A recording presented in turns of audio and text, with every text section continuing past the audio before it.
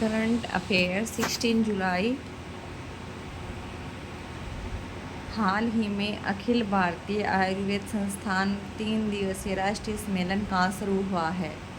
मुंबई, नई दिल्ली, कोलकाता, इनमें से कोई नहीं। आंसर है नई दिल्ली।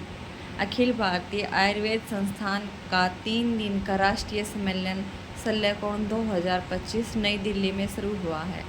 शल्य चिकित्सा के जनक सुश्रुत। नेक्स्ट क्वेश्चन है, किस देश में भारत की सहायता से 90 आवासों का उद्घाटन किया है? Option A Nepal, option B Bhutan, option C Sri Lanka, option D इनमें से कोई नहीं। आंसर है Sri Lanka. Sri Lanka capital Colombo. Currency SL रुपये, श्रीलंकन रुपये। PM हरिनी अमरीश पुरिया। प्रेसिडेंट अमित कुमार।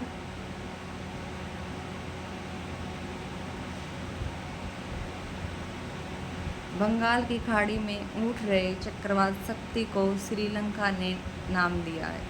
प्रधानमंत्री मोदी को श्रीलंका का सर्वोच्च नागरिक सम्मान मिला, विभूषण मिला।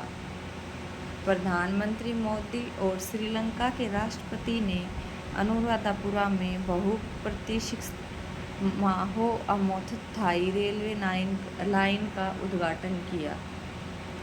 नेक्स्ट क्वेश्चन है, किस राज्य सरकार ने स्वदेशी बेल मेटल उद्योग को बढ़ावा देने के लिए SGST प्रतिपूर्ति योजना को मंजूरी दी है? Option A Delhi, option B Assam, option C Haryana, option D इनमें से कोई नहीं। आंसर है Assam. Assam capital Dispur. CM Hemanta Biswa Sarma. Governor Lakshman Acharya. Rongali Bihu उत्सव असम में। असम सरकार अपना स्वयं का उपग्रह लॉन्च करेगी। नेक्स्ट क्वेश्चन है, किस राज्य में स्थित जिंजी किला यूनेस्को विश्व धरोहर स्थल घोषित हुआ है? महाराष्ट्र, बिहार, तमिलनाडु इनमें से कोई नहीं। ऑप्शन आंसर है तमिलनाडु। यह किला मराठा मिलिट्री लैंडस्केप्स का हिस्सा है। Tamil Nadu capital Chennai. CM MK स्टीम। Governor RN Ravi. भारत में लौंग का सबसे बड़ा उत्पादक राज्य है तमिलनाडु। भारत सरकार ने तमिलनाडु के विरुधनगर में 1900 करोड़ के PM मन्त्र टेक्सटाइल पार्क की स्थापना को मंजूरी दी। तमिलनाडु ने पुरुष हॉकी इंडिया मास्टर्स कप 2025 में जीता। तमिलनाडु में पांड्या वंश से संबंधित 800 साल पुराना शिव मंदिर खोजा गया। तमिलनाडु में ग्रेटर फ्लेमिंगो अभयारण्य स्थापित किया गया। नेक्स्ट क्वेश्चन है, हाल ही में विदेश मंत्री डॉक्टर S जयशंकर किस देश की आधिकारिक यात्रा पर गए हैं? Answer option A Singapore, option B Paris, option C London, option D इनमें से कोई नहीं। आंसर है Singapore. Singapore capital Singapore city. Currency Singapore dollar. President Tharman Shanmugaratnam. Prime minister Lawrence Wong. Bharat और सिंगापुर के बीच सिम्बैक्स 2024 अभ्यास का 31वां संस्करण विशाखापट्टनम में आयोजित किया गया। CDS जनरल अनिल चौहान ने सिंगापुर के सांगरी ला स्वाद के 22वें संस्करण में भाग लिया। विश्व हवाई अड्डा रैंकिंग 2025 की सूची में सिंगापुर हवाई अड्डा शीर्ष पर रहा। भारत और सिंगापुर ने ग्रीन और डिजिटल शिपिंग कॉरिडोर के लिए आशय पत्र पर हस्ताक्षर किए। AI तैयारी सूचांक 2023 में सिंगापुर शीर्ष पर रहा और भारत 72वें स्थान पर रहा। किसे RPF महानिदेशक के पद पर नियुक्त किया गया? Option A Prabha Joshi, option B Sonali Mishra, option C Shivangi Singh.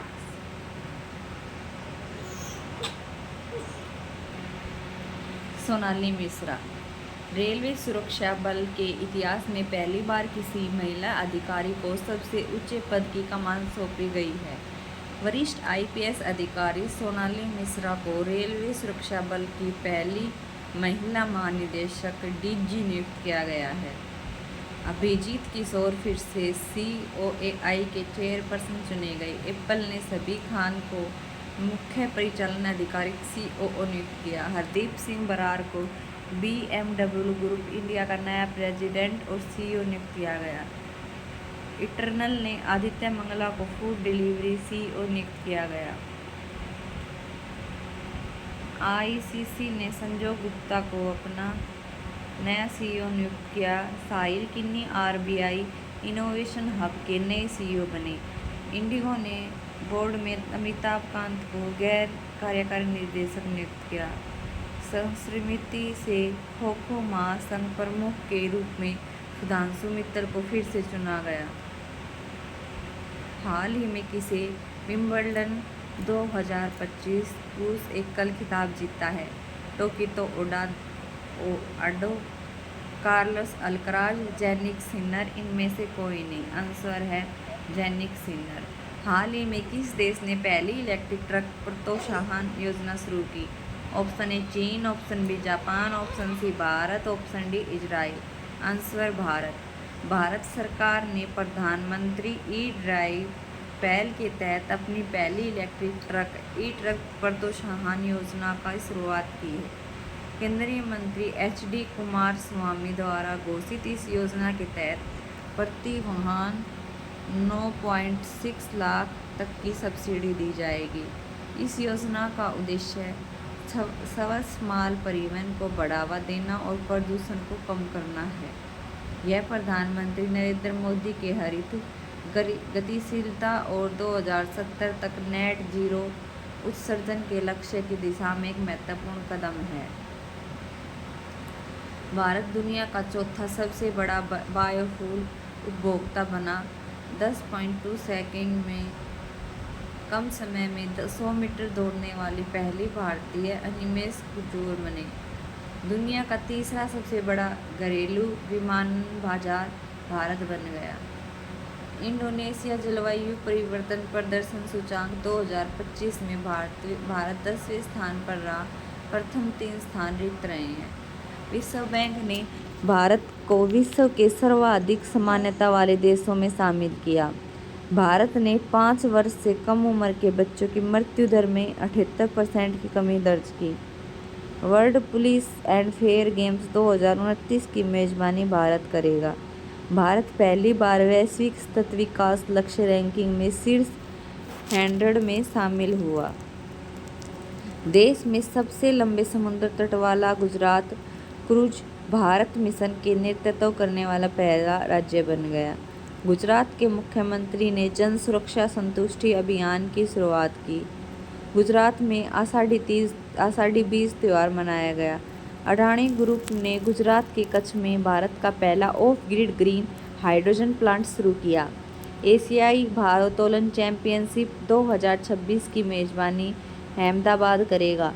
Gujarat 100% विद्युतीकृत rail network वाला 24वां राज्य बन गया। 1 करोड़ शेयर बाजार निवेशकों को पार करने वाला तीसरा भारतीय राज्य गुजरात बना। गुजरात सरकार ने EV मोटर वाहन कर को घटाकर 1% कर दिया। जापान में भारत के राजदूत CB जॉर्ज हैं।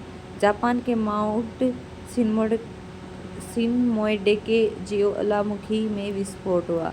जापान ने HZA रॉकेट से जलवायु परिवर्तन निगरानी उपग्रह प्रक्षेपित किया। जापान की जनसंख्या में लगातार 14वें साल गिरावट देखी गई। जापान ने 6 घंटे में 3D प्रिंटेड रेलवे स्टेशन बनाया। जापान क्रिप्टो परिसंपत्तियों को वित्तीय उत्पादों के रूप में कानून दर्जा देगा।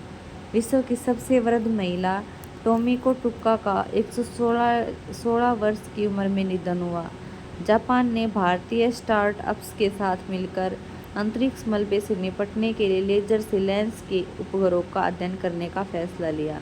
Japan capital Tokyo, currency Japanese yen, prime minister Shinzo Ishiba. Thank you. Do like, share and subscribe please my channel PG Academy।